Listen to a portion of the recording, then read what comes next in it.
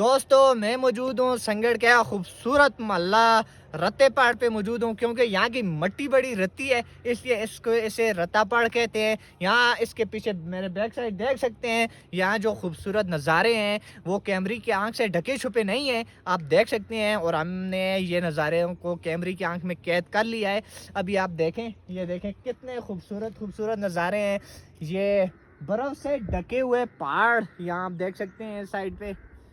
जी आप देख सकते हैं सामने बड़ा बर्फ़ से ढके हुए पहाड़ हैं, यहाँ सामने मखेरा है और इस साइड पे सर है जो कि सब बर्फ़ की चादर ओढ़ी हुई है और हर तरफ बर्फ़ का मौसम छाया हुआ है। और ये जो मौसम है ना वो इंतहाई खुशगवार हो चुका है। अभी आप देख सकते हैं कि शाम का वक्त है और लाइटिंग भी कितनी शानदार हो गई है और जो मौसम है वो इंतहाई बेहतरीन है।